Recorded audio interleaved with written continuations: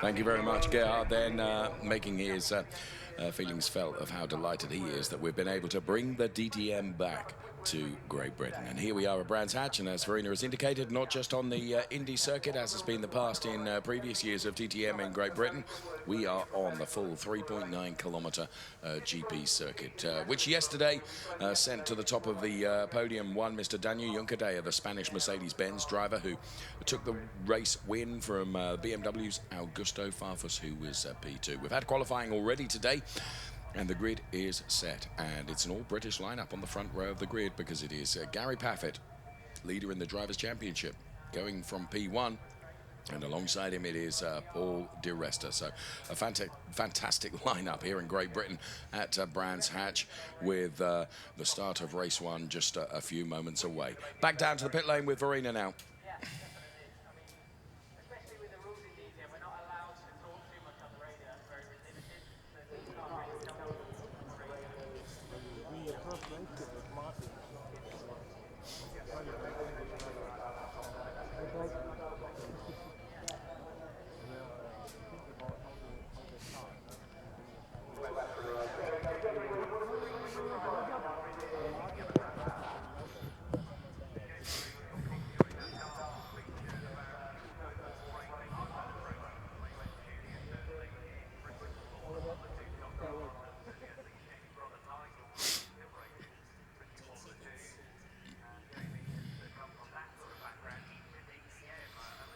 Yes, what can he do? He's put himself in the best possible position, going from P1 on the grid for the British star Gary Paffett then, and alongside him is Paul di Resta. So an all-British front row, and of course an all-Mercedes front row, as we can see there Timo Glock in the background of the picture, in fact in the middle of the picture, leaning against the tyre carriers in discussions with engineers there.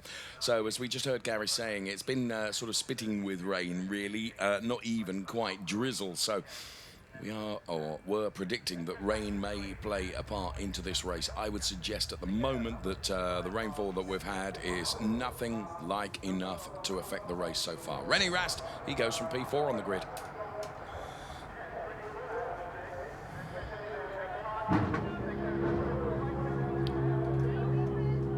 Well, we will go down to René Rast.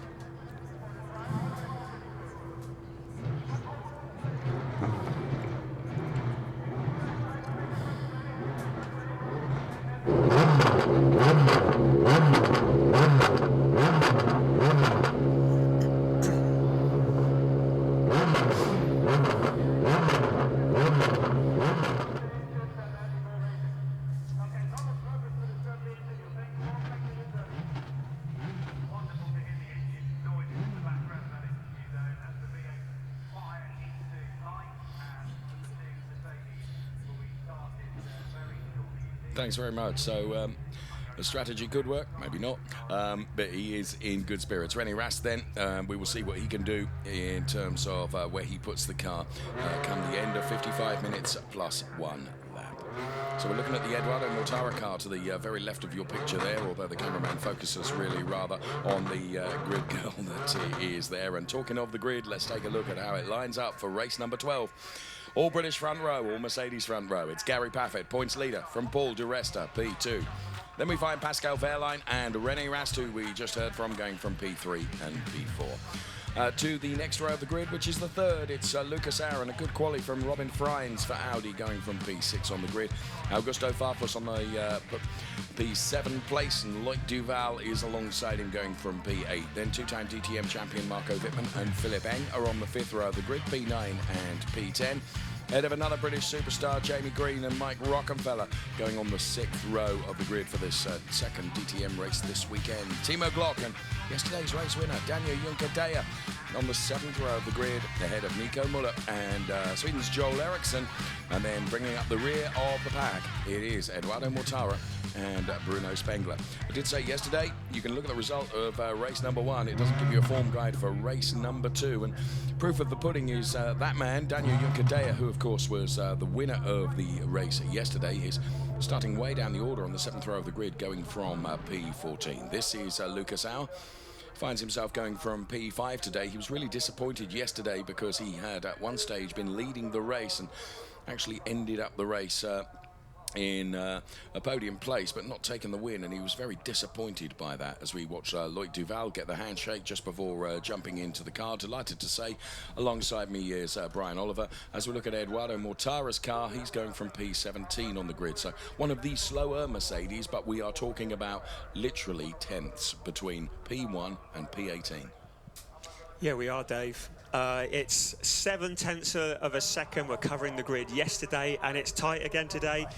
Just every last tenth counts, doesn't it? And with these changing conditions, I think we're in for an exciting race this afternoon. It's Indeed we are. Starting to spit. It is starting to spit. The weather is going to play a part. And let's go back down to the pit lane once again, because here is Verena.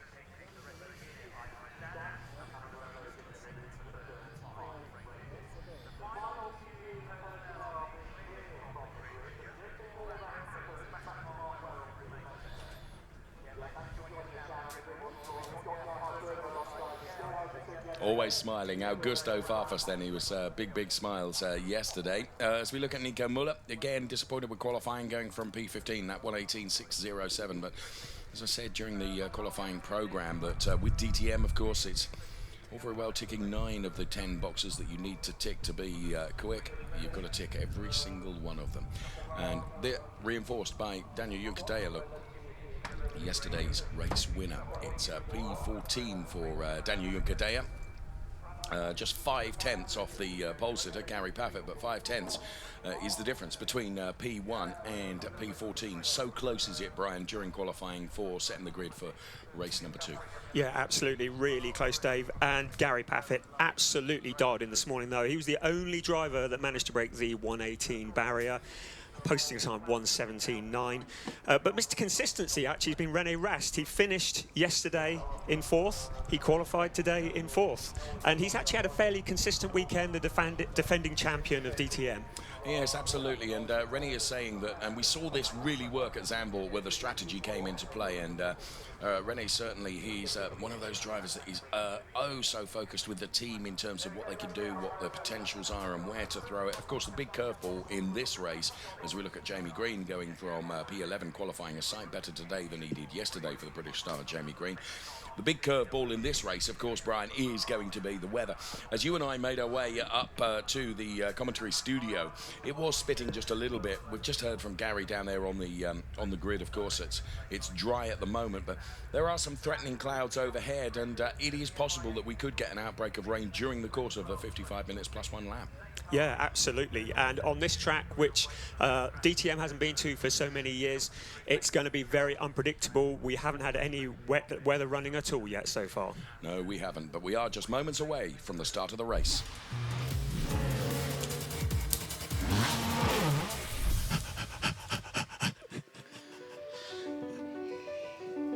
The UK, Brands Hatch, and we are here at the Long GP circuit. Quite close to Dartford, 9 DTM races since 2006. The winner back in 2013, Mike Rockenfeller. Some of the sights and sounds of the UK then as the crowds pack their way into this fantastic Kent-based circuit for DTM this weekend. The sun shone in parts, then in other parts it clouded over and didn't. Those are the sort of overcast images that we can bring you now. And once again, the grid with the all Mercedes front row and all British front row featuring Gary Paffett and Paul di Resta, with Pascal Wehrlein completing the three-way sweep for Mercedes-Benz, going from P3 ahead of René Rast, the best of the Audi drivers, the best of the Beamers. It's Augusto Farfus who goes from P7 on the grid, as you can see. The rest of the grid in graphics, along with the portrait photographs of our drivers alongside, and we say bless you to Brian Oliver alongside us, who appears to be sneezing his way through his script at the moment. Here is Philippe Eng, new into the DTM this year, rookie driver, but of course a hugely successful driver. Been on the podium this year. At the moment, Philippe Eng has not yet taken his maiden DTM win, but he's had a P3 place, and as I say, he's been on the podium. Two-time DTM champion Marco Wittmann, a 1:18.244 now, a 1:18.244 around the long circuit here at Brands Hatch is very, very good, but so close is the qualifying. It's only P9 for Marco Wittmann, and going a good bit quicker today. And P8 start for Loic Duval. Speaking to Loic yesterday he was saying was a troublesome day. He's hoping for better luck today. Always smiling, always chipper, always cheerful. Augusto Farfus then, and Augusto Farfus going from P7 on the grid, having taken that P2 place yesterday, Brian. We spoke to him just after the race. He was thrilled, wasn't he? Yeah, absolutely. He drove really well yesterday, and against very strong opposition. It was so tight yesterday, but they were spaced out towards the end, weren't they? There was, I can't remember how many seconds it was between the first and second, but there was a bit of space towards the end, wasn't there? Yes, there was. Everyone had gapped out really nicely, and I think that's what Lucas Auer found so frustrating. He was trying to reel in Augusto Farfus right at the end of the race, and every time Lucas got a 10th perhaps on him, yeah, Augusto responded by going a 10th quicker, so it was really immensely frustrating for them, wasn't it? Because, you know, trying everything they could, but they are so evenly matched. René Rast, just in my opinion, is going to be one to watch this afternoon, going from P4, a 1:18.052. Yeah, one of the interesting things about René Rast he's done at the last couple of races is pitting on lap 1 for his mandatory pit stop. Question is today, will he do that? Because with the weather a bit iffy, he might want to delay that pit stop because he doesn't want to have to come in twice to change the wet tyres. Going to be interesting to see what he does today, what his strategy is going to be. Pascal Wehrlein, that's a really interesting facial shot. Pascal Wehrlein, and former Formula One star, of course, back into the DTM and remains the youngest ever DTM champion. He did a very good qualifying this morning and put the car on P3. It was mere hundredths that split the first three. There you can see Paul di Resta, British driver who's P2 in the Drivers' Championship. He is going from P2 on the grid. And of course, pole position going the way of Great Britain as well, because it is Gary Paffett that is going from P1 on the grid.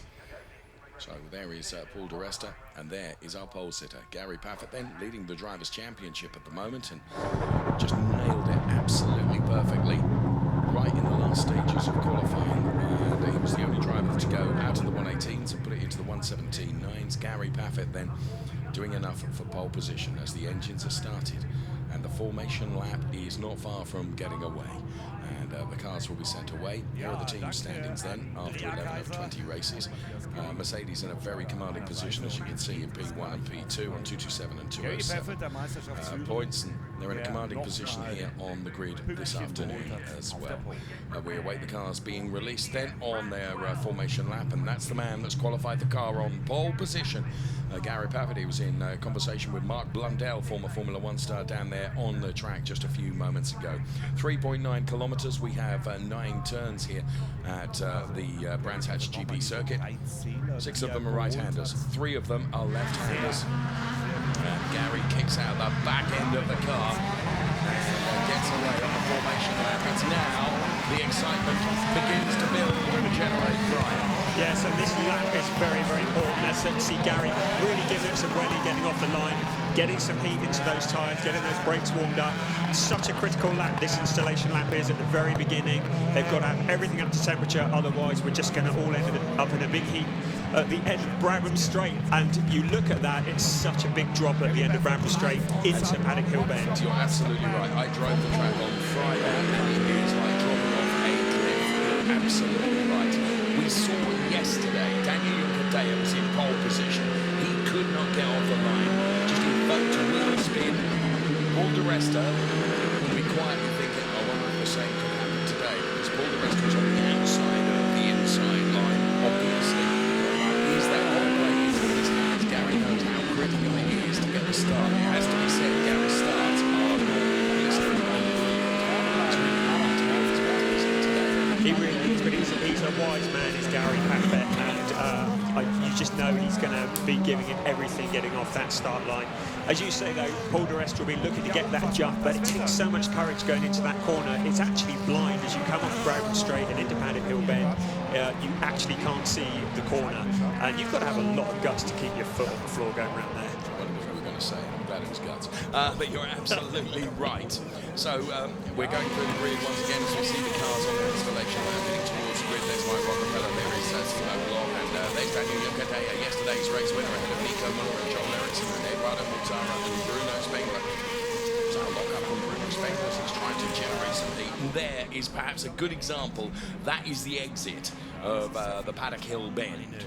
And you really do fall down there, my goodness me. There's plenty of wind around as well, and if anything, that's probably keeping the rain away for the moment. But of course, as some clouds cover the area, is that going to bring the rain with it?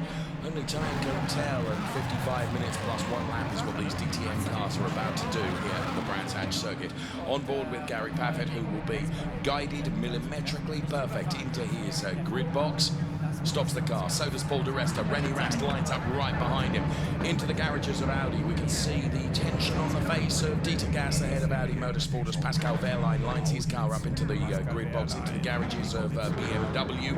And there to the left-hand side of that, you can see some concerned faces. And Uli Fritz is certainly not smiling at the moment either. Stand by. Here come the lights. We await 5 lights on. When the lights go out, we will be away and racing.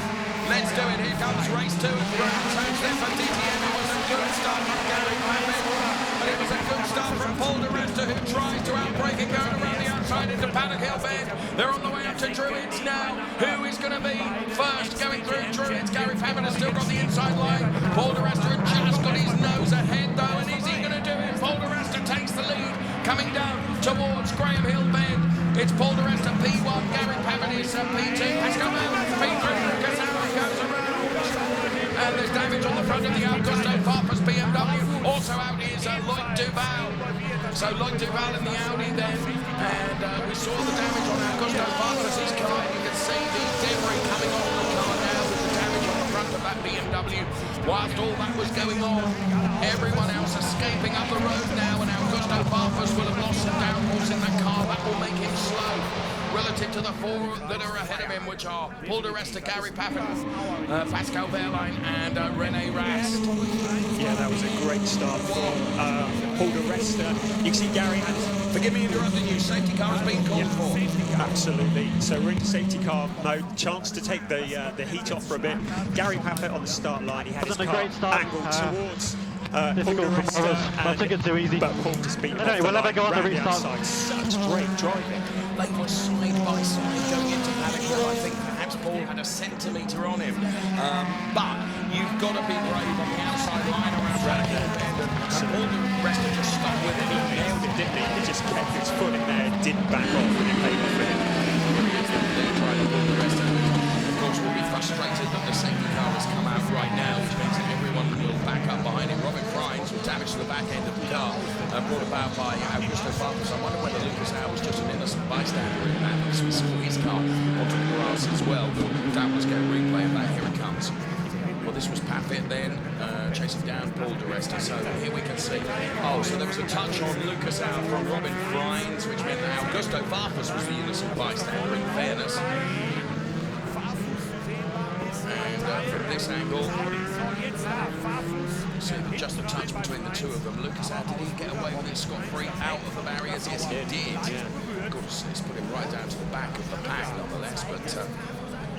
But there we can see how it unfolded from those various replays, and the reason for the safety car was the Robin Frines car was stuck up into the barriers. Here we can see from being on board with Philip Eng.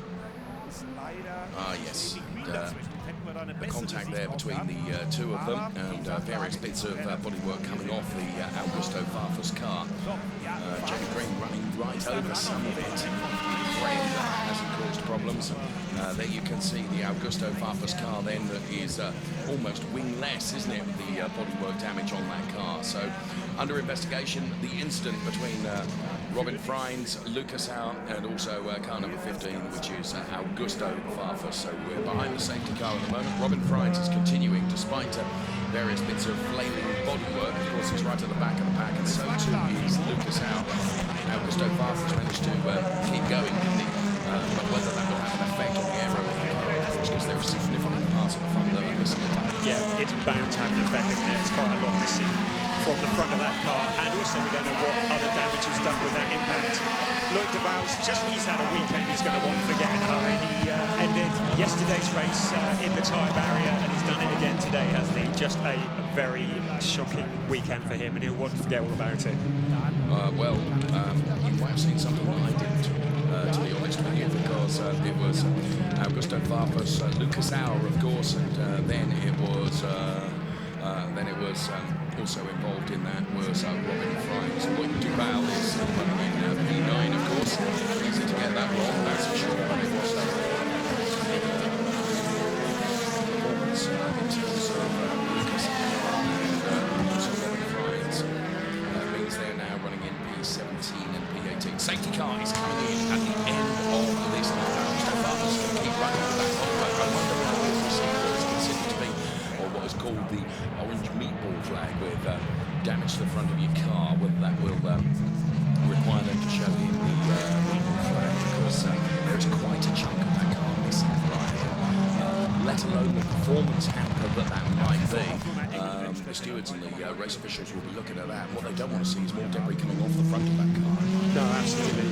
It doesn't look like there's anything falling off, but of course with part of the car missing, the aerodynamics all over the place, I look safe from here, but the stewards might have a different view of it. Yes, well, he managed to, he got a big save out of that, really, to the difference for, of course,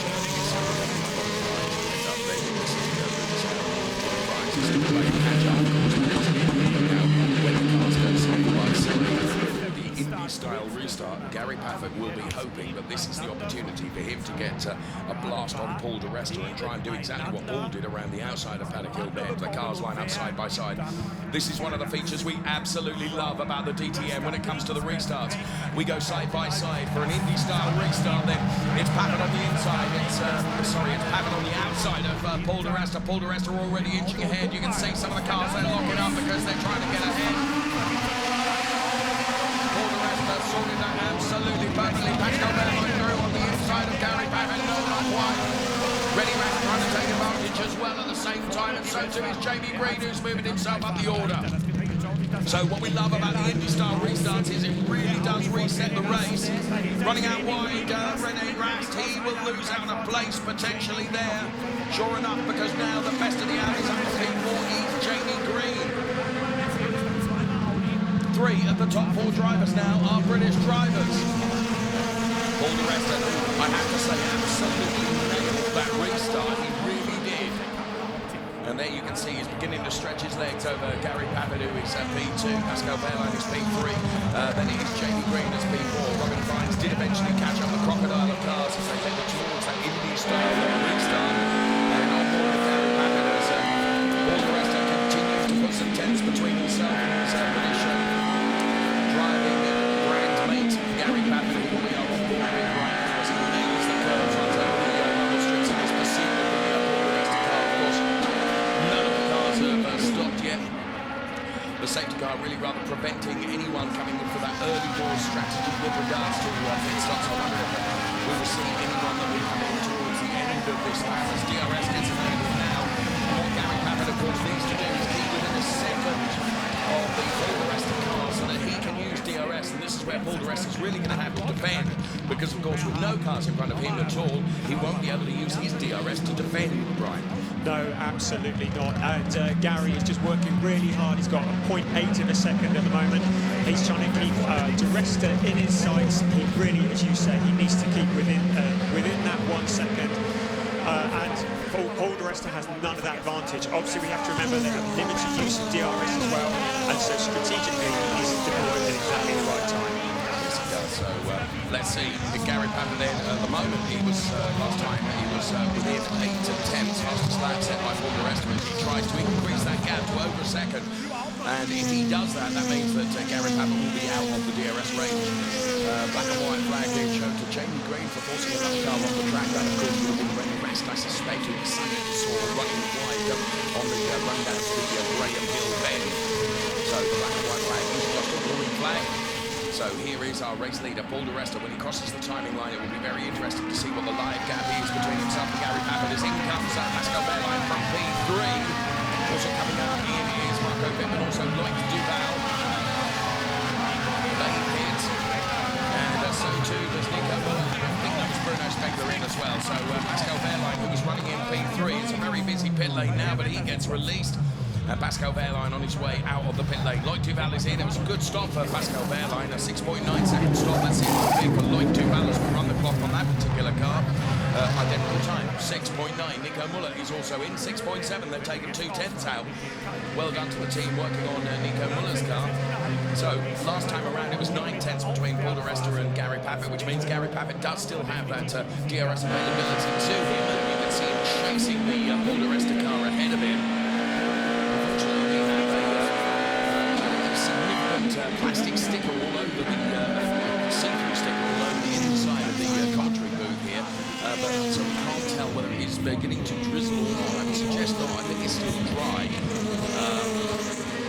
So Paffett then, even with the DRS assist, and as Brian mentioned, you only have limited DRS availability. We have it for 12 laps of the race. You can choose to use it in the race, but it gives you 3 opportunities to use it in the race.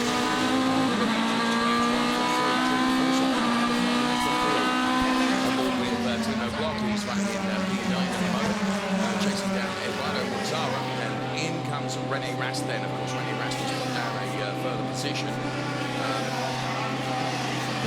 Following the running off into the gravel, so the team going to work on the René Rast car. And we keep the clock ticking as well.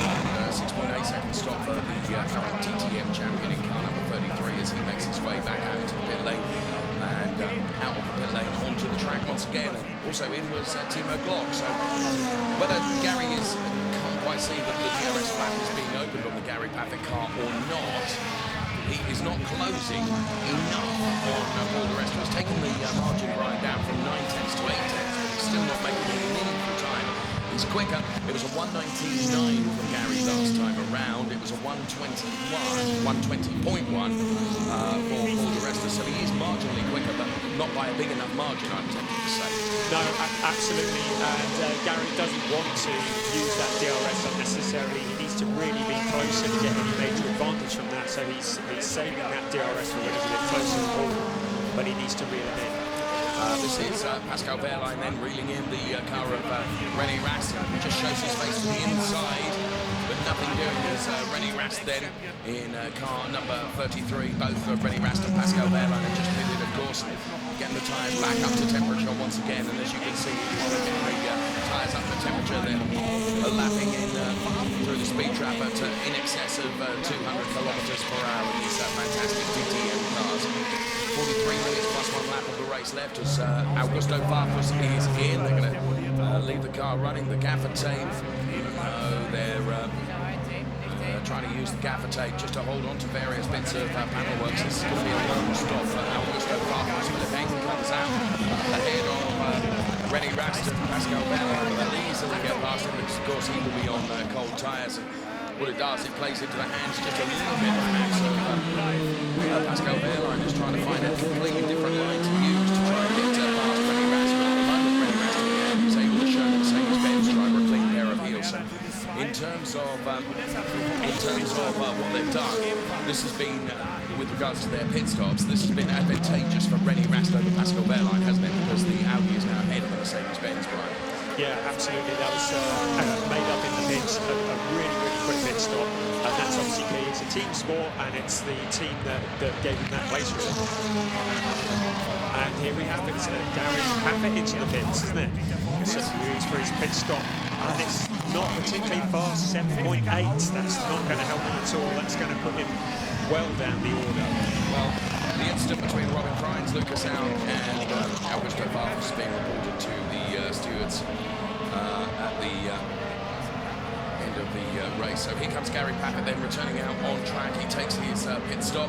That means that we still have 2 British drivers, P1 and P2, but it's now Paul di Resta and Jamie Green who's elevated into that P2 place.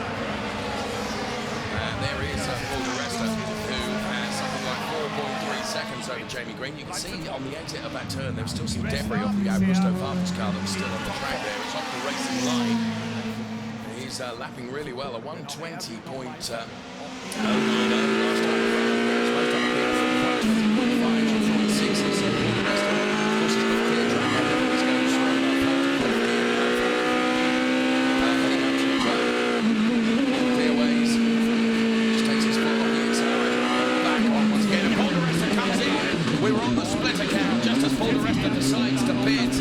So this is the race leader down the pit lane now. This is fantastic. Right, the team need to go to work on Paul di Resta car, and we can afford no botches here. They've got to get it absolutely right, haven't they? And lose as little time as possible in this pit stop. 7.6 seconds. It's not the quickest, but it's not the slowest either. And the gap advantage he had back to the others, probably sufficient for that to be good enough for Paul di Resta to get that pit stop done and dusted. Here is Gary Paffett then in car number 2. And where is Gary Paffett relative to Paul di Resta? Di Resta on his way out now. Here comes Gary Paffett. His tyres up to temperature. Paul di Resta's tyres not up to temperature. It is now or never for Gary Paffett if he's going to try and get past the Scot. Paul di Resta. But I think di Resta has got enough of a margin. I think he'll get enough temperature into those tyres to be able to defend that position, Brian. Yeah, absolutely. Paul, his tyres were cold when they came out of the pits, but it takes about a lap just to get him up to temperature. Obviously, tyre warmers are not allowed, and Gary, as you said, was going to try. He needs to use this lap to try and catch up with Paul, but I think Paul's done enough, and it looks like the gap is pretty similar to what it was before both of them pitted. I think you're right. I think that whatever Gary throws at it here, Paul is doing a great job in driving that car and aggressively trying to get the temperature into those tyres to give him the grip that he needs to stay ahead of Gary Paffett. I'm sure he's done enough now because, as you can see, they're on the way back down towards the clearways part of the track now once they go under the bridge. So the final turn here as Paul di Resta heads towards the bridge now on the exit of the Sterling's Bend, and then onto clearways, and in comes Daniel Yucadea as well. I think Paul di Resta has probably done enough to see off the challenge from Gary Paffett. What perhaps it has done as they cross the timing line now. The gap between di Resta and Paffett is now 7/10, so they are closer than they were by a 10th, Brian. Yes, absolutely. It's a real shame for Gary that he had that slow pit stop, because had it not been for that, with Paul di Resta having a pit stop that wasn't particularly quick either, he could easily have jumped in at that. Well, it's always possible as di Resta runs out a bit wide there and Gary gets ever closer. So it's the two British stars racing against each other here for P1 and P2. Gary Paffett and Paul di Resta. It's Paul di Resta that's leading Gary Paffett at the moment. But now, with Gary Paffett ever closer to Paul di Resta, of course, Gary will have the DRS available to him. Paul will not, because he's not within a second of the car ahead of him. So Gary continuing to track the number 3 car ahead of him. It's always difficult when it's a brand teammate ahead of you. Every driver wants to win the race. Of course they do. That's why they are racing drivers. Incidentally, it's another British driver that's leading the race at the moment, and that is free pit stop. It's Jamie Green in the 3 Audi. So it'll be interesting to see the 7/10s last time around between Paul di Resta and Gary Paffett as they make their way onto the clearways oval, and they're about to put another lap in the book. Keep your eyes on the time screen, Brian, alongside me if you will. The gap last time around between car number 4 and car number 3, car number 2 was 7/10s. What is it now? It's 0.5 now, 5 tenths, and we saw this yesterday. Gary Paffett's car seemed to come on as the race went on, and he seemed to pick up pace. And just when you think Paul di Resta has a handle on this, Gary's coming back, and he's well within the DRS range now, and I wouldn't be surprised if we see him using that DRS to try and get past Paul di Resta. Well, let's see. So Gary Paffett then chasing Paul di Resta as we speak. They're making their way onto the part of the track that leads you to Hawthorne Hill now, up towards the Hawthorne Bend. Let's go on board with Rennie Masters, classified as in P9 at the moment, but that's pre a number of the cars making their mandatory pit stops. So we keep our eyes on Gary Paffett and Paul di Resta. They avoid the little debris on the exit of the turn that he's still there as Gary Paffett tries to chase down the Paul di Resta car. For my money, it looks like Paul di Resta is trying to press even harder on the hurry-up pedal, and whether the gap between the two of them, which was 5 tenths, I think this time Paul di Resta would have managed that, increased it just a little bit. That's That's only anecdotal from what I can see in front of me as they were back onto the clearway. So now and heading down the Brabham Straight. Once again, Brian, may I ask you to keep your eyes focused on the timing screen, please, because it was 5/10 last time around. And it's 6/10 this time. So Paul, he is controlling it, isn't he? The Battle of Britain is going on here, and he is starting to control it a little bit. Jamie Green makes some adjustments to his brake bias, as you can see in car number 53. He's leading the race at the moment for Audi, Jamie Green then. And this in replay where he ran wide, just the back end of the car, kicking off into the dust on his way up to Druids. This one with the splitter cam now shows you just how quick. And what a roller coaster part of this circuit here at Brands Hatch. On the GP part of the circuit here. And running down now towards the clearways to join the Indy circuit once again. The long sweeping right-hander through clearways now and back on the throttle. Absolutely trying to push it through the floor of the car as we head towards the timing line. On board with Jamie Green, who is leading the race. There is Mike Rockefeller, fellow Audi driver, who is P2 at the moment. But bear in mind, of course, these drivers are yet to stop.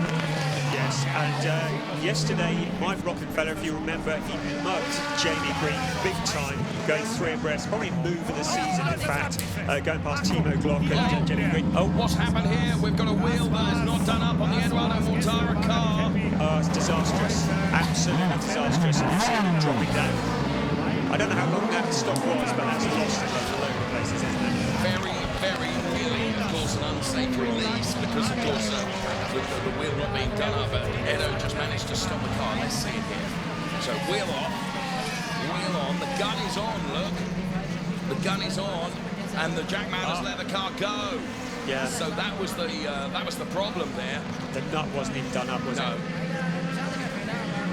Thankfully, Edo had the good sense to stop the car extremely quickly, and they had enough length in the airline to be able to take the wheel gun to the car, you know, to try and reverse that down the pit lane, albeit only a couple of meters or so, would have been a nightmare for Edo Mortara, as if it were not nightmare enough. He's down there in the P14. Yeah, that's ruined his afternoon, hasn't it? In fact, he's down there in P17, isn't he? Yes, he is, but once the pit stops have all been taken, the order then, the top, I think it's the top 5 cars that have yet to stop. Jamie Green, fellow Lucas Hatch, John Ericsson, and Robert Fry to yet to stop. We're on board with Rennie Rast, who effectively is P3, which you will see himself ahead of the Pascal Wehrlein car, as Paul di Resta and Gary Paffett cross the timing line here. They have his 7/10 between them. The one to keep an eye on here is the fast-moving Audi car of Rennie Rast, in my opinion. As we look at the last laps, it was a 1:20.6 for Rennie Rast, a 1:20.6 for Gary Paffett, and a 1:20.5 for Paul di Resta. So they're all on the 10th from being on the same times, aren't they? Paul di Resta makes his way now towards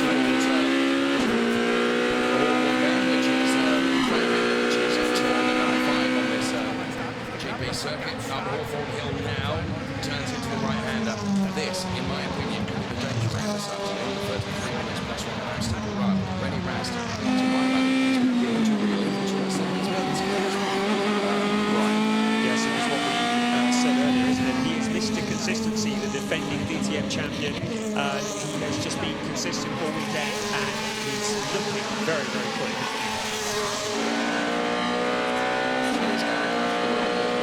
Continues to chase down. You can see the margins, 6/10, 7/10, and virtually nothing in it between the two of them, but just enough for the rest of them to maintain the number as they cross the timing line now.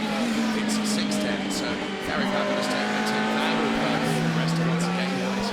It's been seesawing a bit between 6 and 7/10s, but now he looks visibly closer, doesn't he? As he gets a very, very good entry and exit out of, into and out of Druids, running down towards the Grand Hill bend. Kisses the apex of the back and takes a little bit of curve now. He's pursued with the Scottish driver ahead of him, Paul di Resta, who's currently P1. Well, I say he is P1, of course he's not leading the race at the moment, but that's because 5 drivers have yet to stop for their mandatory pit stops. When they do that, Paul di Resta will be elevated from P6 back into P1. However, Gary Paffett has got different ideas fears about that, Brian, as he's trying to chase it. Yeah, he's just trying everything. They are so consistent. You're thinking how much experience there is between these two drivers, and that gap says it all. There hasn't been any variation of anything more than about 2 tenths for the entire race. Absolutely right. All the rest have just got an absolutely fantastic start. And perhaps potentially mitigated by control to that Indy-style restart after the safety car period, but to be fair, Paul managed it absolutely perfectly. But Gary Paffett is visibly getting a little bit closer now. Let's take a look at the start. So the initial launch by Gary Paffett was good. He pointed his car towards Paul di Resta, but Paul just got away, didn't he? I just think that being on the outside line there, you can see he managed to get his nose in front, didn't he? And he had to be really brave going around Paddock Hill Bend.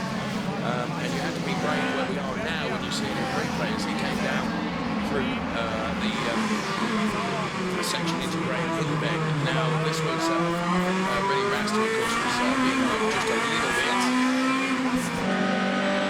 Go back to the line, which is as Gary Paffett continues to chase that Paul di Resta car. The gap last time around was 7 tenths between the two of them under the bridge, heading up towards the right-hander now. Taking very nearly flat, as you can see, but he buries his foot through the floor once again. This is a great on-board shot, left foot brake is being deployed by British star Gary Paffett. And here comes Jamie Green, who is the race leader. He's only the race leader by virtue of the fact that he's not stopped for his mandatory pit stop yet.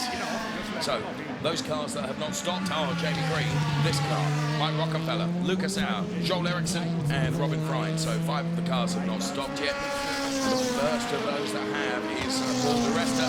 You see him now.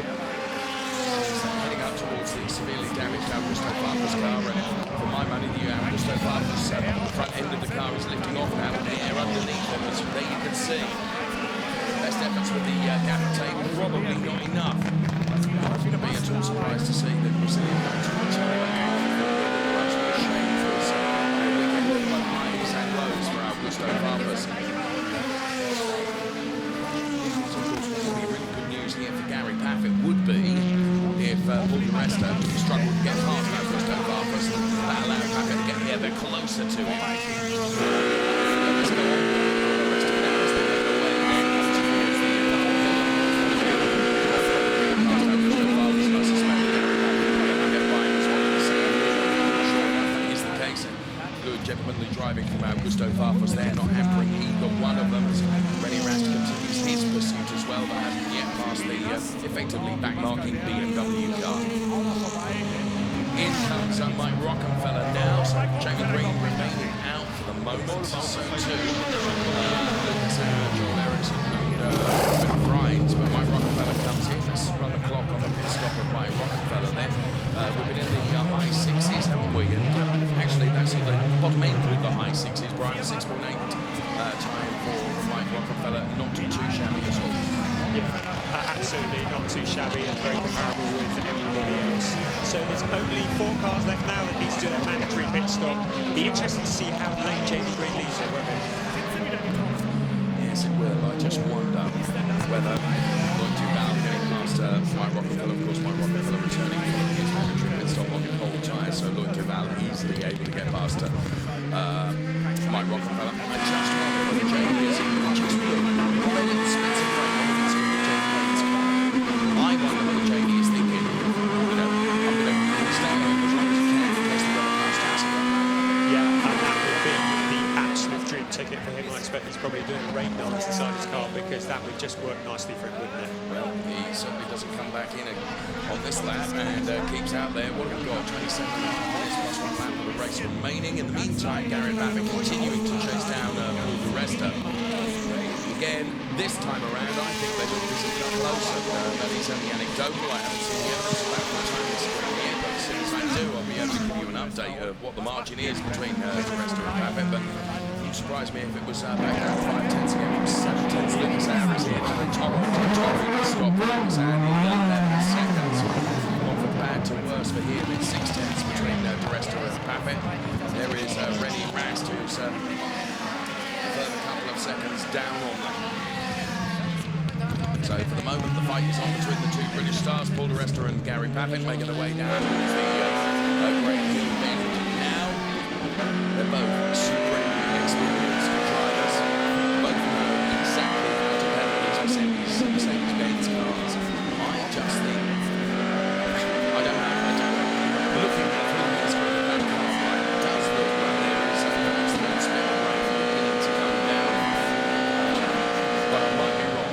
It's very difficult for us to tell up high here in our commentary position with that sunlight inside of our window, which really rather distorts our view rather than hampers our view. But I don't know. Yeah, the thing is that we're going to need quite a lot of rain for it to disrupt this race. The odd spins is not enough to make any kind of difference at all. I think you'd need quite a downpour to have any effect on it, as we see Gary Paffett putting 2 tyres onto the dirt. He's trying very, very hard, isn't he? As hard as he possibly can. Both of these drivers supremely experienced in all weather conditions. As in comes Joel Eriksson now.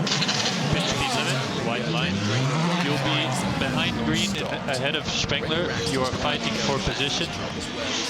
Push as hard as you can. A couple of seconds down, but there you can see 2.4, 2.4 between Gary Paffett and René Rast. They're all lapping in the same, roughly the same time, but it was last time around a 1:21.0 for Di Resta, a 1:21.2 for Paffett, and a 1:21.2 for René Rast. Those times significantly slower now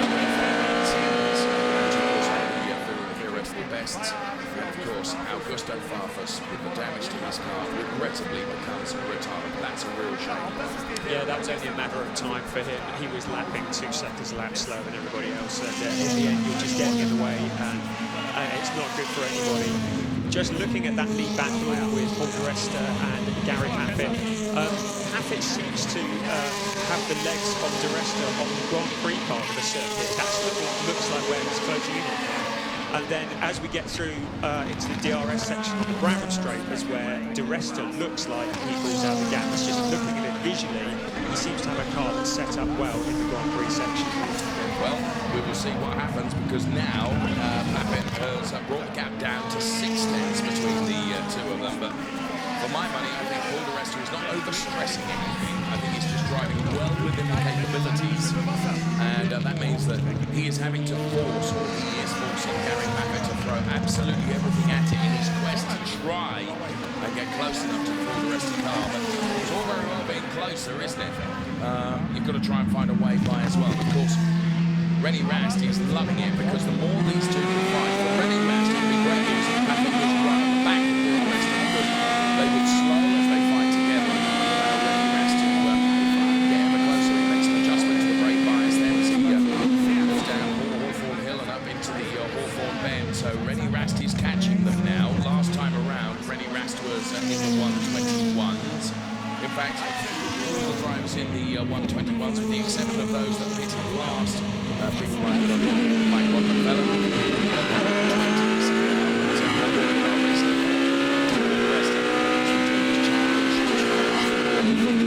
honestly, he would bang for this P1 finish were it to stay this way. Again, I know I keep saying it, but this time it's such sadness for Augusto Farfus as he walks down the pit lane. Gap between Di Resta and Gary Paffett now is identical. It's 6 tenths.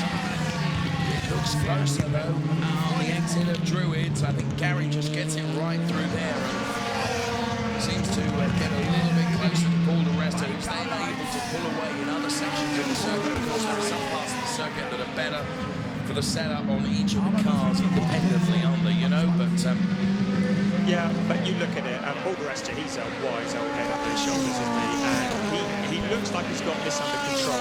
You look at Gary Paffett, he's sometimes a little ragged on some of the corners. You see the back end stepping out. None of that with Paul di Resta. He's just totally dialed in. Looks like that car's on rails.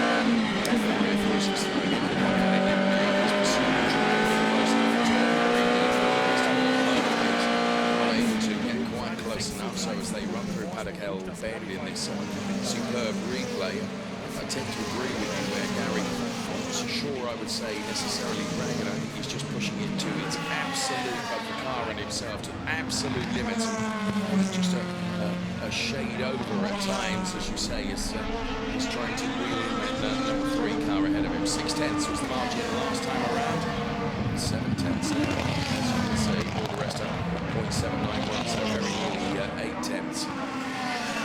You're right, you know, he's just managing it very, very well. Quietly going about the business, though, is Gary Rest. Predicting otherwise, if you want to keep an eye on his position, team Rosberg pit wall there is the number 33 car running in P3. Actually, it's running in P5, as you can see from the graphics on the left-hand side of the screen. But I remind you that neither Jamie Green or Robin Fines, the 2 Audi drivers, have yet been in for their mandatory pit stop. So 2.4, 2.4, 2.7. The gap between Paffett and René Rast. These two at the moment, there is absolutely nothing between them. And that must be really debilitating for Gary Paffett, who is driving the car to 100% of its ability. The car is performing to 100% of its ability. It's not enough to close. He will fight on the exit with Auer and Ericsson. Müller makes his way down the in front pit lane of them. now. And the team stand by to go to work on the number 4 car. Do your best. The only one yet to hit is the Watch the white line on the exit. Just looking at the side of Gary Paffett car, just going round. He's only got 4 uses of the DRS left, so he's obviously been using that DRS. You see the display with the number 4 on it, and he's going to run out of DRS. He's going to need to be quite tactful with that, doesn't he? Well, we will see. You get 12 laps of DRS usage during the course of the race. You get 3 uses of the DRS in the lap you choose that point. So there is Daniel Fucadea. You'll see when the LED indicator at the rear quarter is flashing. That's when the DRS is being used. The LED indicator actually indicating the position in the race. For Gary Paffett, it's showing P3 at the moment because, of course, Jamie Green it's a race for treasure for Jamie Green. He's not coming in as he is hidden out there. When you look at Jamie Green's time, admittedly, he's got no problems in terms of cars ahead of him. He's lapping 129. Most times 121. So Jamie Green's not faced suffering from time degradation at all. And this is the brilliant splitter cam on Paul di Resta car as he runs up now towards the Druids turn. Turns in, just keeps a metre or 2 away from the inside curves. Perfect line down now towards the right-hand bend. Hugs the outside of that, then bounces on the inside. Down run on the outside of that right-hand. Put it straight now before the left-hander, which brings you out onto the GP circuit. Paffett with 11 laps of DRS. This is so one mistake. No problem. It's a learning curve. Heading up now towards the Hawthorne bend, the right-hander. It is the Derek Milner straight now. And I'm loving this lap on board with Paul di Resta, the splitter cams and turns right and heads down towards Dingle Down. It's going to be Shane Kerr, which is the right-hander. Let's stay for the splitter cam all the way through to the clearways part of the circuit, through the Shane Kerr, through the Stelling's bend now as we head down towards clearways now. This is Paul di Resta who we are on board with. It's the right-hander taken almost flat now, heading up towards the timing line, and it's been sort of 0.5, 0.6, 0.7 between Paul di Resta and Gary Paffett, and as they cross the timing line now, guess what? It's 0.6. Right. Consistency. It's still consistent, isn't it? But the one to keep an eye on, I think, is René Rast, who's taken some, over the last couple of laps, has taken 4/5 out of the P1 and P2 places. I know it's not P1 and P2. Actually, it is, because Jamie Green, who's shown as P1, hasn't stopped for his mandatory stop yet. So now Paffett is well within DRS of Paul di Resta ahead of him, but Paul di Resta has not got DRS usage available. But is able seemingly to manage this perfectly. This is the fight that's going on for P13 and P12, which of course will become P12 and P11 as Jamie Green does come into stop. This is Timo Glock, who will be in the final points paying position once Jamie Green stops, to elevate Timo Glock from P11 up to P10. But look at Lucas out, dives to the inside, almost over Nico Muller. And this is P12 in the race. Nico Muller, Lucas Hauer and Joel Eriksson all fighting over these positions here. The LED indicator telling us that Lucas Hauer is in P13. It's going to be P12. Out of the points at the moment, but he knows he needs to get up the road and stopping him from getting up the road at the moment is car of Nico Muller. Lucas Hauer, of course, involved in that open lap, the skirmish with Robin Freins and Augusto Barros, which is sadly seen the end of the race for Augusto Barros in 16 minutes plus 1 lap remaining as Lucas Hauer now is going to have a go going into Paddock. Nico Muller is the Audi driver. Lucas Hauer with a brave move to the inside. Well, respect to Nico Muller, who gives him racing room, because Lucas Hauer, he didn't barge his way into the gap. The gap was just enough Mercedes wide, wasn't it? Yeah. Nico Muller, you know, he could have so easily made contact there with Lucas Hauer, but respect to them both. Racing room was given. Look how tight this was. Yeah, sensible driving. Nobody scores any points when you're stuck in the gravel track, do you? And that's good, sensible driving. Very much so. So Nico Muller, you know, he had to yield there, but fair play to Lucas Hauer, who spotted a gap. It wasn't perhaps quite Mercedes wide enough, but he soon made it wide enough, didn't he? But without any contact between the two of them. Now Nico Muller is under pressure from Joel Eriksson, the BMW rookie star in car number 47, just right behind the Nico Muller Audi. So this fight continues, but it is over the 12, 13 and 14 places at the moment. Di Resta and Paffett cross the timing line once again. The gap between the two of them is, please, Brian, 6 tenths. Sorry, 6 tenths. Answered it for you there. It's been 6 tenths for lap after lap after lap, hasn't it? It really has, yeah. Now with Freddie Rast. He's running in P3 or P4 until Jamie Green stops. It's 27 seconds ahead of Paul di Resta.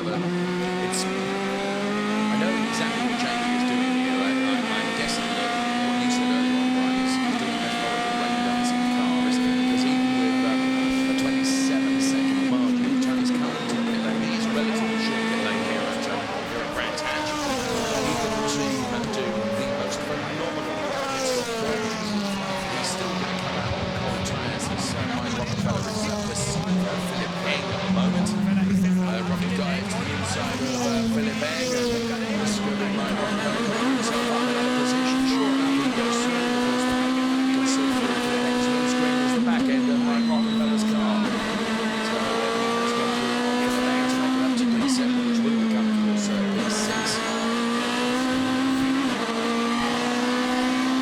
So we're now 27.1 seconds ahead of Paul di Resta, but minus his pit stop. Between the two of them. The next in the target sight of Daniel Kadea is going to be the car of Philip Egg, which has been passed by Mike Rockefeller. Daniel Kadea taking his maiden DTM win here at Brands Hatch just yesterday. And, following the two of those, Luke Duval and Timo Glock. So Di Resta, Paffett, Rast, the 1, 2, 3 at the moment.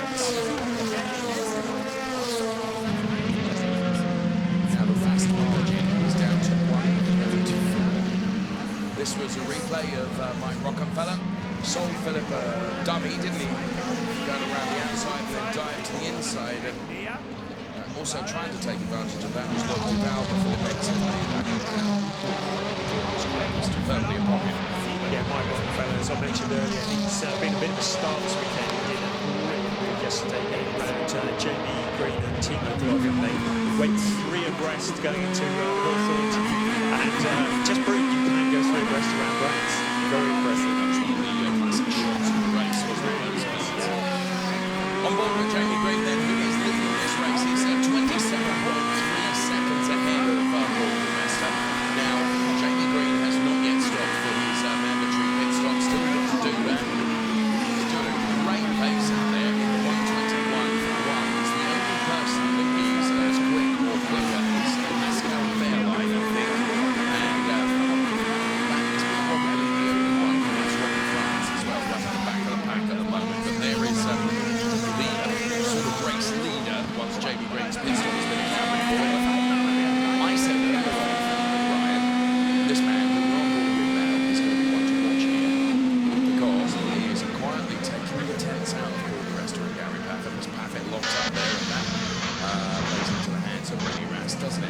And right, Jamie here we go. Pickley. Jamie Green comes in now.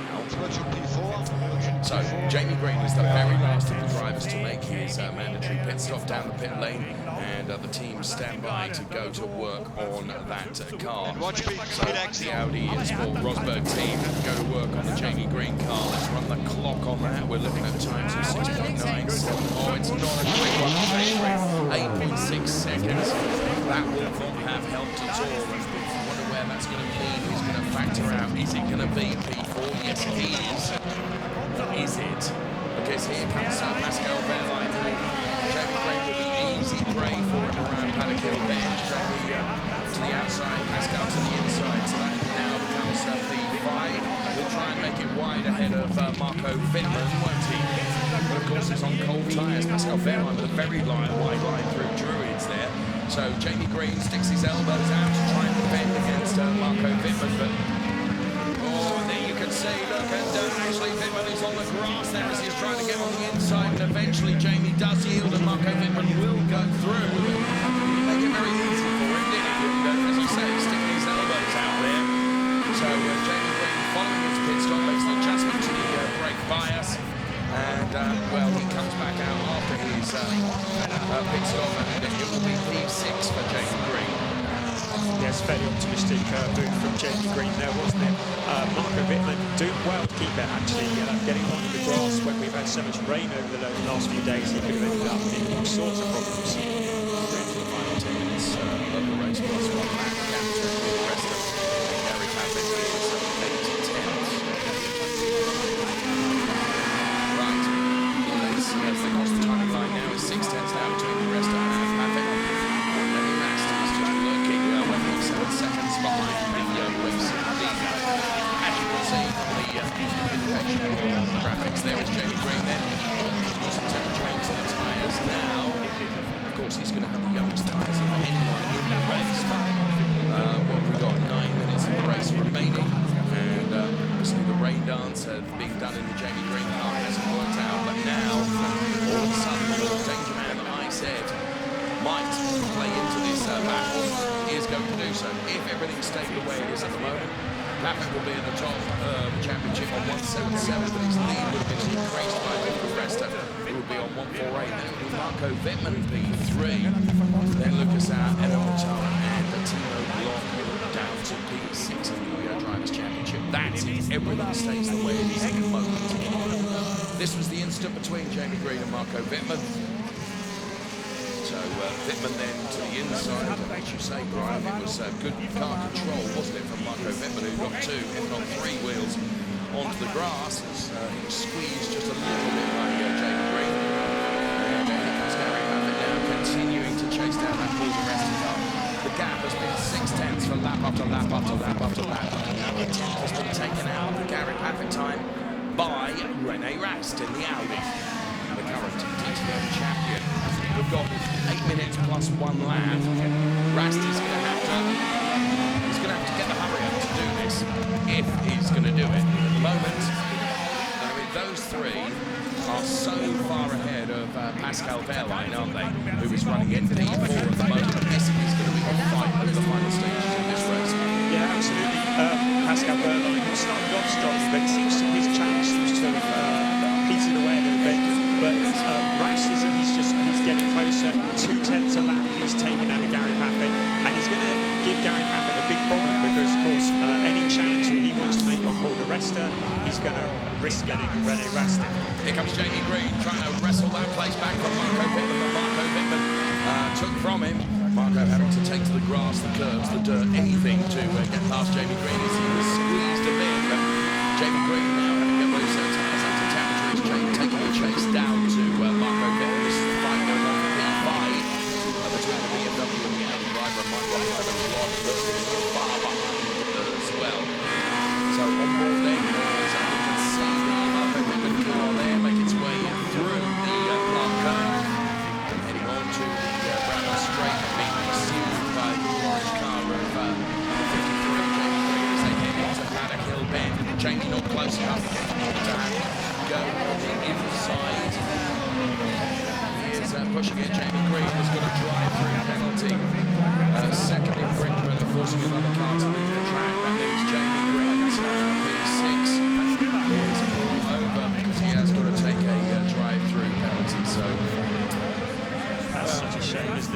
a shame, but in fairness, it was his second infringement. And now, see what Marco Wittmann needs not to do is fight too hard with Jamie Green. It's almost worth it letting him go by, isn't it? Because Jamie's got that drive-through penalty. Now, you have to take that within 3 laps. We've got 6 minutes plus 1 lap. There is time for Jamie to take it, but of course, if there isn't time in the race, then the time gets added at the end of the race. Paul di Resta continues to keep that 6-time gap between himself and Gary Paffett. This is the gap that you can reduce. It's the gap between Rennie Rast and Gary Paffett. So all of a sudden, Gary's focus is going to go away from attack and refocus on defence, because in the final 5.5 minutes plus 1 lap, so White looks on. Gary Paffett then is going to try and have to hold off this. There's another 2/10 that Rennie Rast has taken out of Gary Paffett very consistently. He's just winding that down, and he's going to be give it another lap. He's going to be pretty close to DRS ranges. Jamie Green comes in to serve his drive-through penalty. Yes, Jamie Green choosing to take that penalty, and this was the second infringement. You see him running somewhat wide, and that's why he's got that drive-through penalty. And in fairness, Marco did very well to hold on to that, truthfully. So Jamie Green then, who had to yield to Marco Wittmann, but he didn't make it very difficult, it was very easy for him. Robert Fries and Joel Eriksson had a fight as well now for V12 place. And is that a very slow in Lloyd Duval car? Oh, he's got a puncture. Do you know what? It goes from bad to worse for Lloyd Duval, doesn't it? It does. I mistakenly thought he was caught up in the earlier incident, and he wasn't. I hope I put a commentator's curse on him there. No. Now I can say he's had a weekend to forget, can't I? He has. Absolutely right. Poor old Lloyd. He had no luck. It would be better than the bad luck he's had, wouldn't it? Robert Bryant goes through on Joel Eriksson. That's for P12. So Robert Bryant in the Audi then puts himself ahead of the rookie driver in the BMW, Joel Eriksson. And right, this 3-way fight, the lead of the race, I think it's going to be a 2-way fight for P2. Looks like Paul di Resta is going to be able to escape scot-free. Here's Timo Glock then. And of course, Lloyd Duval with that deflating tyre. Tell you what, that's exploded. That isn't slowly deflated. That has just gone, hasn't it? I wonder if he's just run over some debris. If you remember, Well, there was debris on the track from that early incident, wasn't Very there? fair point. And he might have run over some. He might have had a slow punch to start off with, and that could have just let him go like that later on in the race. Right, standby for a British lesson in how to make the Mercedes twice as wide as it actually is, because that's exactly what Gary Paffett is going to have to deploy now to try and hold Rennie Rast at bay. Well, Rennie Rast has taken 0.2 of a second out of Gary Paffett every lap for about the last 5 laps. Consistent, absolutely consistent. Without a doubt, he's going to be within DRS range within the next lap. And then the fun's going to really start for Gary. And as you said, the Hunter will have the Hunter. You can see that as they return to their ways over there. He's trying to keep that Rennie Rast car securely behind him. But of course, he's going to be DRS as well. To defend. That mitigates the advantage that Rennie Rast would have, of course, because Gary Paffett was well within a second of Paul di Resta. Yes. Rennie Rast well within a second of Gary Paffett. So Paffett very cleverly, by not overusing DRS earlier on, he's held it back and is now going to have to use it in defence. So it's going to be raw pace between the two of them, Audi versus Mercedes-Benz, as Mike Rockefeller and Marco Wittmann fighting over that P5 place, which at the moment Marco Wittmann heads the Mike Rockefeller car. But tell you what, Rocky is looking pretty bold and ambitious here as he tries to chase down the BMW in the final closing stages of this race. All of a sudden, wherever we look, stuff is going on, including Lloyd Duval, who still hasn't made it into the pit lane. He's cruising around with debris, of course, being shot off the tyre, which exploded right across the finish line, to be fair. So, di Resta leading from Gary Paffett, Rennie Rast. And this is the fight, as I said, he's going on for P5 in the race at the moment. It's Marco Wittmann, but let's go back to this battle across the top 3.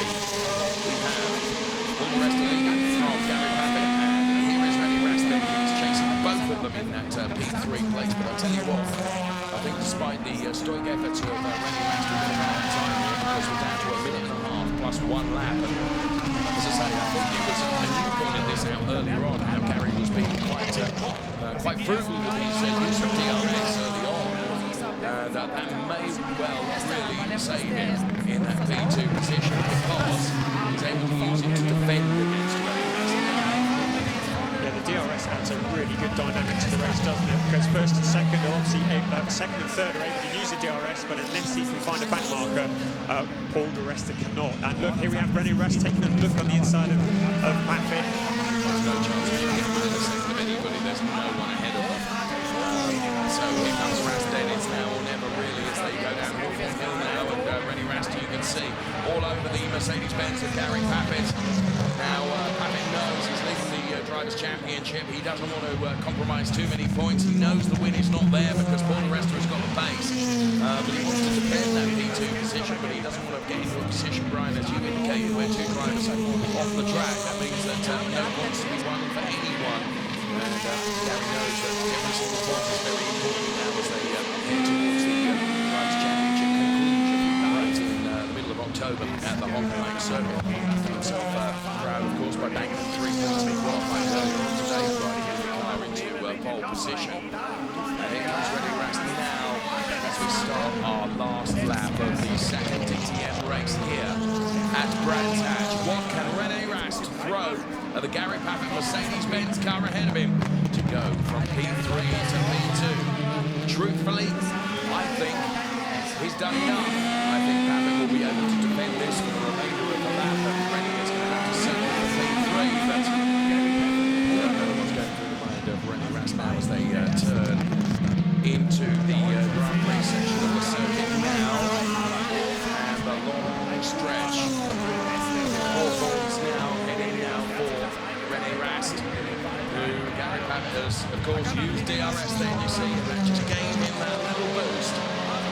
Did not allow Rennie Rast to get close enough, and that means that Gary is able to complete this lap. Paul di Resta leads the race. Gary Paffett P2, Rennie Rast P3. We're on the last lap of the second DTM race here as we return to the UK at Brands Hatch on the big GP circuit rather than the Indy circuit. Just a few hundred metres of tarmac to be done for Paul di Resta, the British driver who is going to take the win here at Brands Hatch as he heads towards the checkered flag.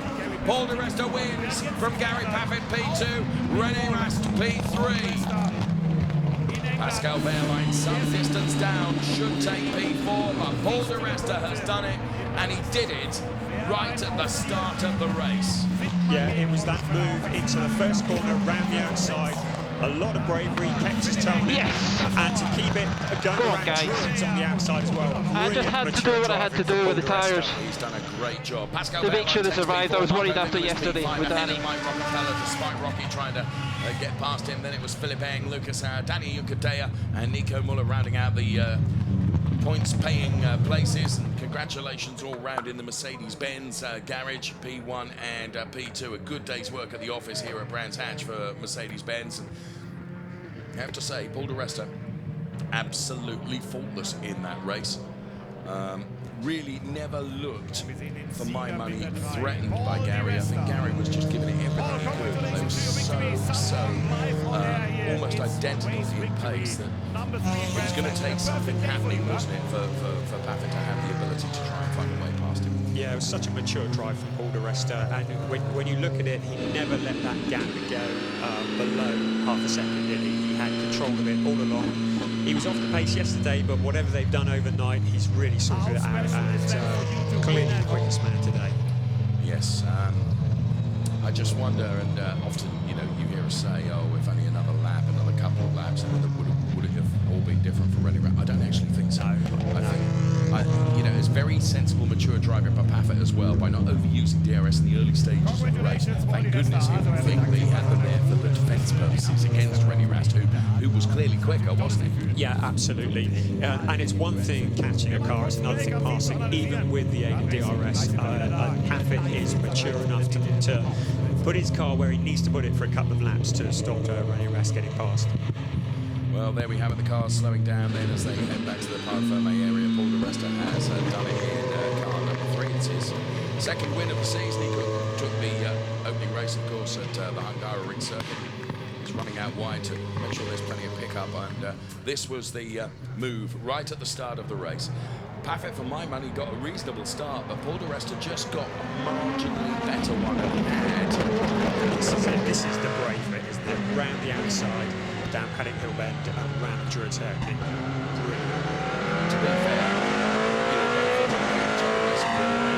as we saw them there, and here he is taking the checkered flag again. So a great job done by Paul di Resta. He looks pretty happy in the car, doesn't he?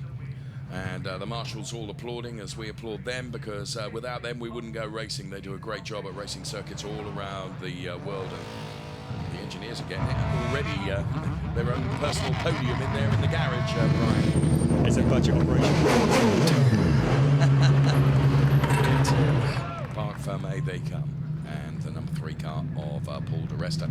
The race winner then lights up the rear wheels.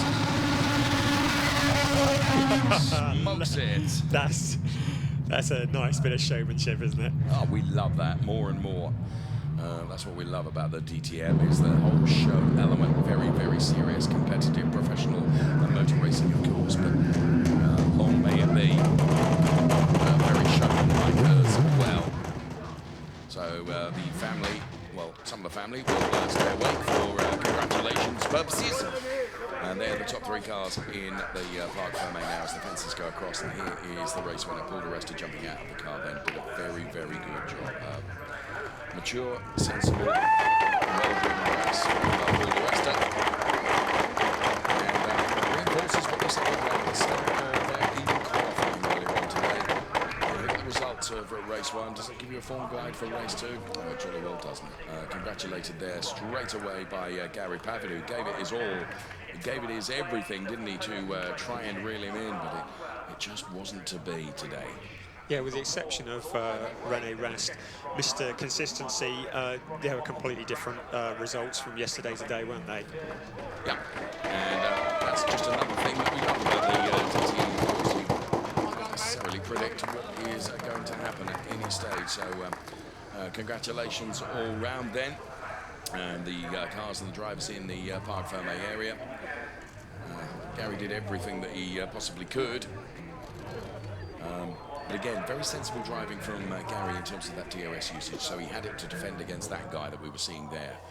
René Rast, who undoubtedly over the last, and it was quite a lot of laps, wasn't it? Over maybe 10, 12 laps, where you could see that René was just taking tenths out of Gary Paffett ahead of him, but never quite enough to get them. You know, they're so evenly matched on pace. And, what delights me is the fact that Audi are back in the game here. Do you know what I mean? The disadvantages they've had earlier on in the season, they're done within the realms of what they're allowed to do with the car to try and get it back on terms.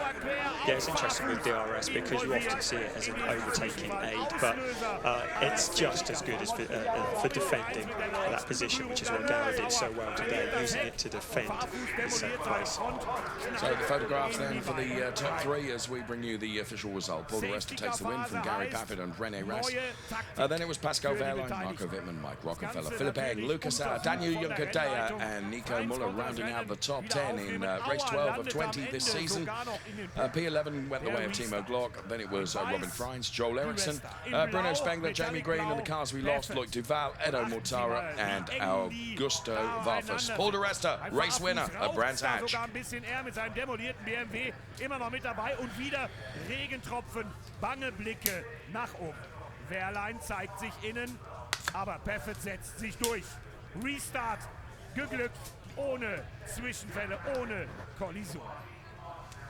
Pascal Wehrlein gegen René Rast außen. Wehrlein schiebt Rasta in die Wiese. Schwierig also für René Rast im dunkelroten Auto hinter Jamie Green zurückgefallen. Di Resta in der Box. Für viele überraschend früh. Das Warten auf Regen war nicht bei allen die Lieblingstaktik. Gary Paffett links. Yes, it was a fantastic job that he did, and as he says, he's reclaimed some of those points that he lost out on yesterday. So Paul di Resta, P1. And here's the Drivers' Championship now. Gary Paffett on 177 points. He still has that comfortable lead. Paul di Resta is inching closer, 148 points. Then two drivers on 110. They are Marco Wittmann and Lucas Howe, with Edo Mortara and Timo Glock P5 and P6 in the drivers' points. Still another 8 races to come. An awful lot of points are still up for grabs, so it's nothing like over, that's for sure. So from Brands Hatch, of course, we're heading off to the Adriatico coast, and it is going to be the Misano circuit under the floodlights for DTM, where we will be racing next. A whole different set of circumstances for DTM that we will find down there on the Rimini coast. So very much looking forward to that. So di Resta, Paffett, Rast, the 1, 2, 3. As we get super slow-mos of those cars, it's Rennie Rast, P3. Taking the P2 position for Mercedes-Benz, though, in the all-blue car number 2. It is Gary Paffett. And also in a Mercedes-AMG C63 DTM, taking his second win of the season, and he does it on home soil here at Brands Hatch. The winner is Paul di Resta. So the drivers heading up towards the podium area right now,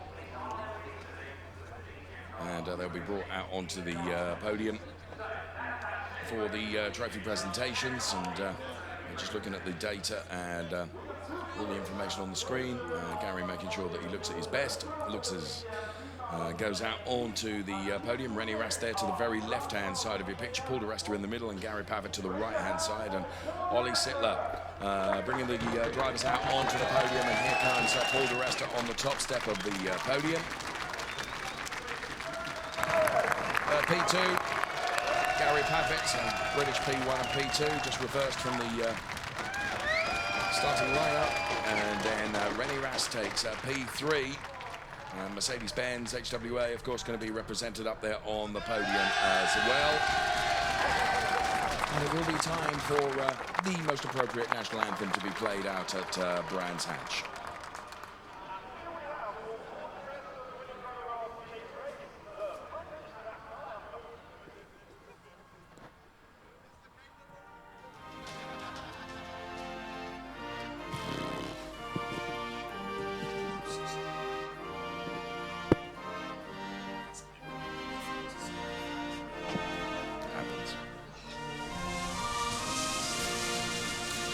Couldn't not correct it, and I hate doing that on the air. I hate doing that, but I had to.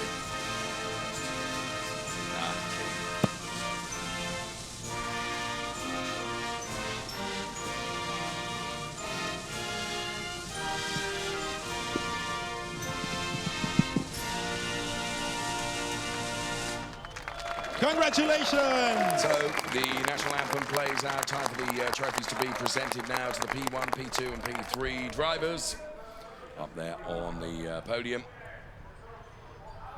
And John McGuinness, the 23-time Isle TT winner, presents the trophy to Paul di Resta. What a fantastic guy John McGuinness is, King of the Mountain, a lovely guy to talk to, and he makes the trophy presentation to Paul di Resta. And is going to do the same for the British driver Gary Paffett then, who takes P2. And of course, it's the teams, not Gary Paffett, I beg your pardon. He just fell over. Oh, well, it happens. Here is Carl Wendlinger, of course, former Formula One and DTM driver, making the trophy presentation to Gary Paffett. And Rennie Rast eagerly anticipates the P3 trophy, which is about to be delivered to him. And sure enough, it is Katie Traxton, winner of the DTM Fan Experience, that makes the trophy presentation to Rennie Rast then. P3 for him. So the drivers all get together, along with the team's representative up there for the photographs. And then it will be time for the champagne to be liberally sprayed on the podium. And who will win the bubbly? I think it might be the engineer, you know. I'm not sure, but nonetheless, everyone gets a jolly good soaking up there on the podium, and that's great to see. celebrations all round. Well done once again. Paul di Resta, race winner. Gary Paffett, P2, and Rennie Rast, P3. And at any moment, Hairy Mary with the mop will appear to clear up the mess that the drivers have made up there on the podium. But well done to, well done to Paul di Resta, Gary Paffett, and Rennie Rast, who are past towels and chamois leathers with which to do the windows of the race control building that they've power washed with champagne. Great stuff. So on its return to Brands Hatch then, in the second race, we got the All British for P1 and P2 today, as Rennie Rast now attempts a bottle drop from the podium. Please, please, please. One day it's going to miss, isn't it? No, it went well. It went well. Here we have some of the emotions then of the podium shots then as Paul di Resta lifts the trophy up high. He's chasing Gary Paffett now in the Drivers' Championship points, and the emotive shots of the champagne being sprayed. Rennie Rast, he took P3. What a good job he did today. He's with Verena.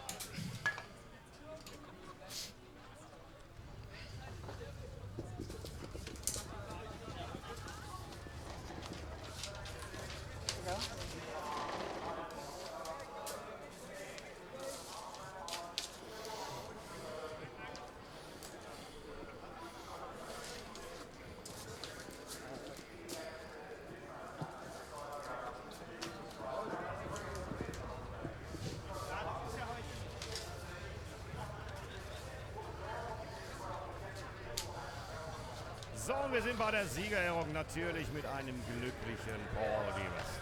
Sein dritter Sieg in Brands Hatch. Auch Gary Paffett strahlt natürlich. Seine Frau haben wir ja ein paar Mal gesehen während des Rennens in der Box. Er ist hier 20 Kilometer hier entfernt groß geworden, oder 25. Und Rennie Rast, ja, zweimal in der Wiese, aber trotzdem happy. Thanks very much. Yes, very fair points made by Rennie there. What he had was the hope that Gary Paffett would run out of DRS usages. In the end, he didn't, and actually he says it would be jolly difficult to do it in any event. But what it has done is banked some important championship points for Rennie Rast, second day then, which he has done that. As we look at the aftermath, if you like, of the podium. From our high shot as we look down to the paddock, there indeed is the podium as we zoom in on that now, and Rennie Rast, you can just see his back up there on the podium, making his way off the podium now, and of course everyone assembled below the podium for the celebrations make their way away. And well, the rain in the end, Brian, didn't affect the race in perhaps the way that we thought it would, because it didn't appear. Yeah, I can still see drops of rain on the window at the moment, but there was never enough to make any difference to the race. It has, however, been a great return to Brands Hatch, hasn't it? Or in fact, to the UK for DTM. A good crowd here to have come to see it. They haven't got soaked. They enjoyed the sunshine yesterday. They've enjoyed muggy, overcast conditions today, and good racing all around. Yes, absolutely. It has been a good return for the DTM into Brands Hatch, and as we heard Gerhard say right at the beginning of the program, Gerhard Berger, it's probably not the last time. And Gary Paffett then, he did his best. It was P2 in the end. He's with Verena. Übergabe, der überaus sympathische John McGuinness, der Norton-Werksfahrer, auch mit dem Konstrukteurspokal. Also auch das begeisternd im Rahmenprogramm, solche Legenden mit dabei zu haben. Karl Wendlinger, Formel-1-Fahrer, DTM-Fahrer gewesen, Mercedes-Botschafter, hat die Rennleitung als Consultant mit unterstützt an diesem Wochenende mit der Trophäe für Gary Paffett. 177 Zähler er jetzt, Paul di Resta 148. Lukas Auer 110, punktgleich auf 3. Thank you for all your help, Andreas. I look forward to Misano. Verlierer des Wochenendes, vielleicht Mortara und Timo Glock. Und Miss Katie Draxton, DTM-Expertin par excellence mit der Trophäe. Sie hat die Challenge gewonnen der DTM-Fans. Das ist mittlerweile auch ein Programmpunkt, weil bei den Fans sehr gut ankommt. Und Katie Draxton wusste am meisten, hat also gewonnen und durfte deshalb den Pokal für Rennie Rast überreichen. Ein schönes Bild zum Abschluss eines tollen DTM-Wochenendes auf einer tollen Strecke. Ja klar, wenn der Gatte da oben steht, kann man ja nur happy sein. Es wird feucht, also verziehen wir uns da. Ich hoffe, bei Matthias Killing ist es trocken.